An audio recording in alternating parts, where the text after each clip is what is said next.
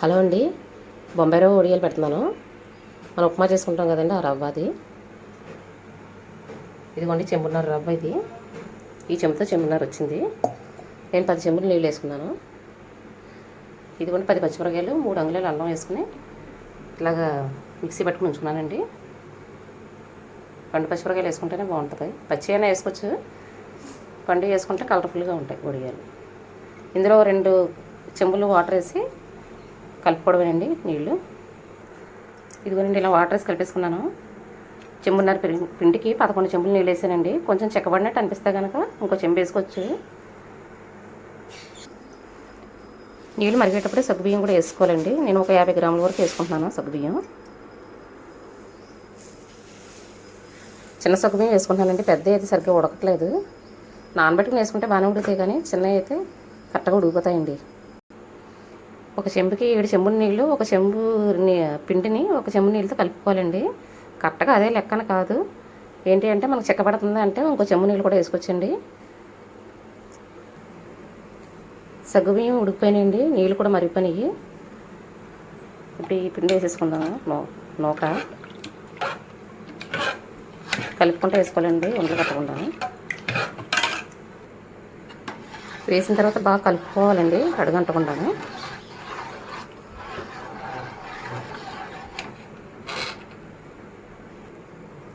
ఇందులో ఉప్పు కూడా వేసేసుకుందామండి. ఉప్పు మరి ఉప్పు కసంగా వేసుకోకూడదు, సమానంగా వేసుకుంటేనే బాగుంటాయి వడియాలు.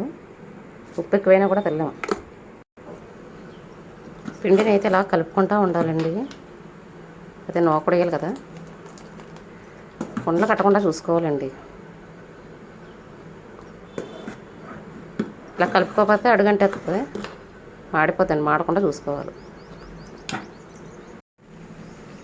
పిండి అయితే బాగా ఉడికిపోయిందండి.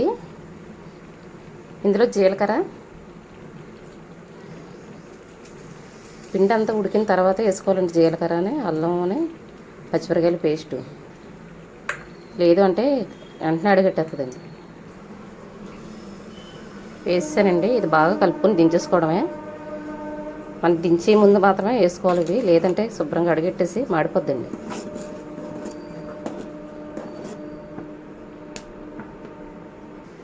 అంతేనండి, బాగా కలిపేసుకున్నాను.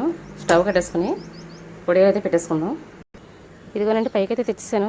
మంచం మీద తుప్పడేసి పెట్టేసుకోవడమేనండి. ఇది కలుపుకుంటా పెట్టాలి. పెట్టేటప్పుడు నేనైతే పెద్ద సైజు పెట్టుకుంటానండి. ఈ సైజు అయితే పెట్టుకుంటానండి నేను. ఇదిగోనండి వడియాలు అయితే మొత్తం పెట్టేశాను. ఇలా పెద్ద పెద్ద వడియాలు పెట్టేసుకుంటే ఒకటి ఎప్పుకుంటే సరిపోద్దండి. పెద్ద అప్పడం సైజు వస్తుంది. నేను ఎప్పుడు ఇలాగే పెట్టేసుకుంటాను, ఎందుకంటే ఒక్కదాన్నే కదా, అందుకనేసి పెద్ద పెద్ద వడియాలు పెట్టేస్తాను, చిన్నవి పెట్టలేక. కానీ నాకు కూడా ఇలాగే ఇష్టమండి.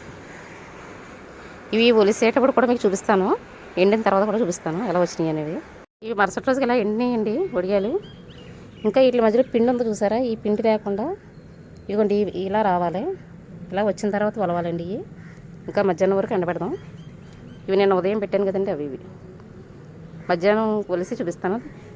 ఒలిసినప్పుడు ఇలా తిరగేసండి, నీళ్ళు కుట్టి అప్పుడు ఒలుసుకోవాలి. నీళ్ళు కుట్టిన తర్వాత ఒక 5 నిమిషాలు పక్కన పెట్టేయాలి. అలా పెట్టేసిన తర్వాత ఒలుసుకోవాలండి. ఈ లోపల ఉన్న పచ్చి అంతా కూడా ఎండిపోవాలి. వడియాలు అయితే మొత్తం ఎండిపోయినాయండి. దీన్ని ఇలా తిరిగేసుకుని నీళ్ళు కుట్టుకున్నాం.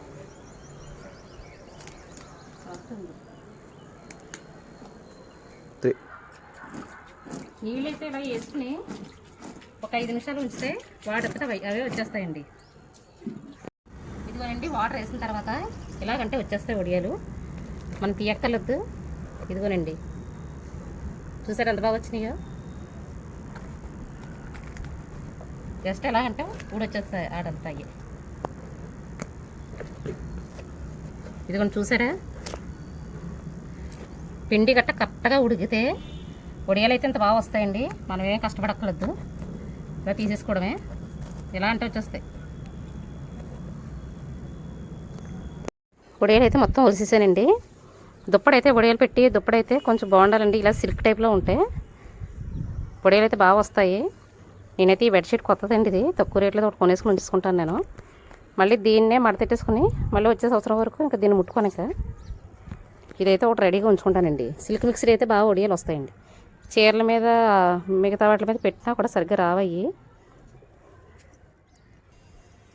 ఇదిగోనండి మొత్తం అయితే ఒలిచేసాను.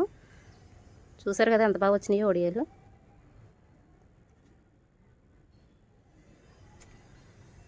అంతేనండి. ఇంట్లో కొన్ని పచ్చిమిరకాయలు ఉంటాయి కనుక ఇలా వేసాను. నేను ఆల్రెడీ వేసానండి 5 కేజీలు. అంతేనండి. నేను పెట్టిన వీడియోలు నచ్చితే కనుక లైక్ చేయండి, సబ్స్క్రైబ్ చేసుకోండి.